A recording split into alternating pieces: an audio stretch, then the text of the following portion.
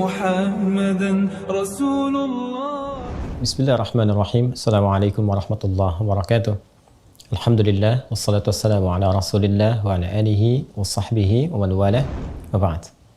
Saudara-saudariku dimanapun Anda berada, dulu sejak zaman jahiliyah, masyarakat Arab tempo dulu berusaha untuk membentuk kelompok-kelompok kecil yang menyebar ke seantero tempat di wilayah padang pasir untuk mencari sumber air dan menyiapkan tempat-tempat tertentu, penampungan-penampungan air sebagai persiapan menuju bulan ke-9 yang begitu terik, begitu panas membakar sehingga berpotensi menjadikan sumur-sumur air menjadi kering dan aktivitas juga menjadi terbatas.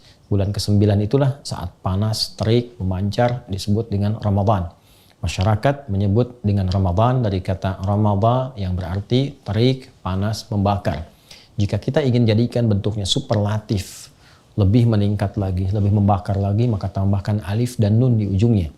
Maka masyarakat menyebutnya dengan Ramadan, bulan masa waktu yang sangat terik, membakar, yang sangat panas, membakar.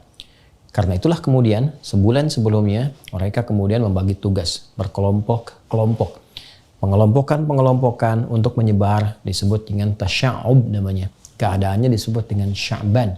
Maka di bulan Sya'ban, bulan yang ke-8, masyarakat seperti yang tadi diuraikan, mereka bertugas menyebar, mencari sumber-sumber air untuk ditampung, dikumpulkan sebagai persiapan di bulan yang ke-9 yaitu bulan Ramadan. Di masa Islam, nama-nama bulan ini dipertahankan dalam perjalanan di tahun Hijriah. Dari mulai Al-Muharram sampai dengan bulan Dzulhijjah, bulan pertama sampai dengan bulan yang ke-12. Menariknya, pada bulan Sya'ban sampai dengan bulan ke Ramadan ada pergantian kembali, ada pelebaran dari makna. Yang dulu maknanya lebih kepada menunjukkan suasana, iklim, cuaca yang panas membakar, yang terik luar biasa. Maka secara metafor makna itu dibawa dalam nilai-nilai syariat, dalam nilai pendidikan spiritual. Orang-orang yang saat Ramadan mau meningkatkan amalnya, membangun ketaatan, meninggalkan maksiat, bertobat dia kepada Allah, maka Ramadan akan memberikan panas, terik, membakar dosa-dosanya, menggugurkan kesalahan-kesalahannya, mendekatkan diri kepada Allah Subhanahu wa Ta'ala dengan taqarrub yang sangat indah sehingga berpeluang diterima amal, diberikan kemuliaan, dan mungkin juga bisa berpotensi wafat dalam keadaan husnul khatimah dan kembali menjadi hamba yang saleh. Untuk itu perlu persiapan. Tidak semua orang yang sampai ke Ramadan boleh jadi mendapatkan peningkatan takwa, dapat manfaat dari taubatnya, bisa terdorong untuk meningkatkan ketaatan. Belum tentu kalau dia tidak sungguh-sungguh, kalau dia tidak serius. Karena itu ayat puasa ketika dihadirkan di ayat 183 di surah Al-Baqarah itu, penghujungnya Allah akhiri dengan kalimat la'allakum tattaqun, agar kalian mampu meningkatkan takwa. Tapi apakah semua yang puasa bisa meningkat takwa? Belum tentu. Karena la'allakum dikenal dengan huruf taranji, huruf yang menunjukkan terpenuhinya satu harapan dengan syarat kesungguhan, keseriusan untuk mewujudkannya. Di antara keseriusan itu, maka citranya secara metafor diambil dari bulan sebelumnya, bulan Sya'ban, bulan ke-8. Saat banyak orang di masa pra-Islam mengumpulkan air untuk persiapan bulan ke-9, maka air berikutnya yang kita siapkan menuju Ramadan adalah air-air spiritual. Air-air yang bukan hanya melapangkan dahaga kita, menghilangkan haus, tapi air juga yang bisa menumbuhkan nilai-nilai ketaatan, yang bisa menggemburkan kembali, menyuburkan kembali hati-hati yang kering. Karena itulah banyak ayat dalam Al-Quran yang menyebut tentang air. Kata alma yang mewakili air saja setidaknya disebutkan 63 kali dalam Al-Quran. Ada yang menunjukkan turunnya air dari langit berupa hujan. Wa anzalna minas sama'i ma'a. Kami turunkan dengan keagunganku, kata Allah Subhanahu wa Ta'ala, dari langit air, berarti hujan. Khuliqa mim ma'in dafiq. Ada yang kedua, menunjuk kepada asal mula manusia yang tercipta juga dari air yang terpancar. Pun demikian, sumber kehidupan pun juga pusatnya bermula dari air.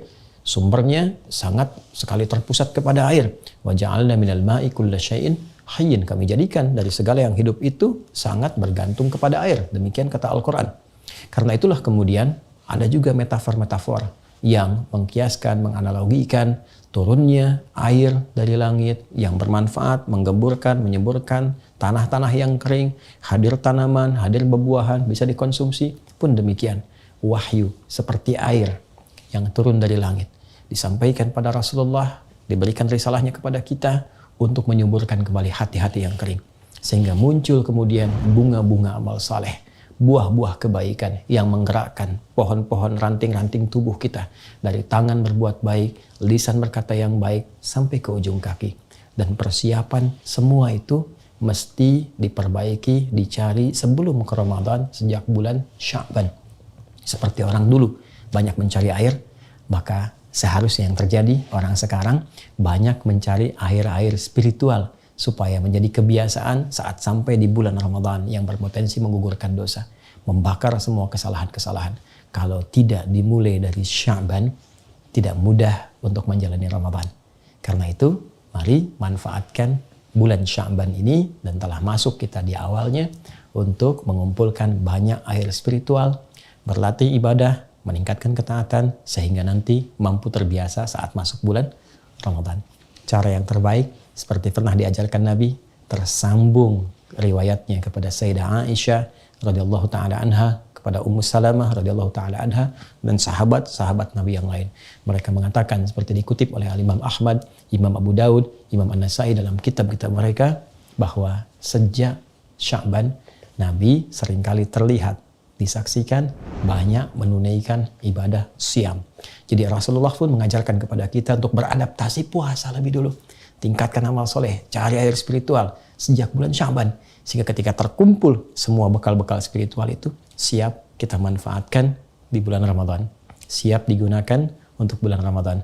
Nabi SAW bahkan pernah disebutkan menunaikan puasa di Sya'ban seutuhnya, sepenuhnya, full. Ada juga yang menafsirkan, kadang Nabi buka, kadang puasa. Ini menunjukkan kesan memperbanyak latihan, memperbanyak mendekat, dan semoga dengan itu mengantarkan kesiapan pada bulan Ramadan untuk membangun kenaatan, mendekat kepada Allah, dan membakar semua dosa-dosa dan kesalahan yang pernah diperbuat. Alhamdulillah, kita telah sampai di bulan Sya'ban. Semoga Allah berkahi, semoga Allah bimbing untuk meningkatkan ketaatan, dan semoga siap menghadapi Ramadan. Adi Hidayat, Assalamualaikum warahmatullahi wabarakatuh. Allahu Rabbi wal Islam dini wa Muhammadan Rasulullah.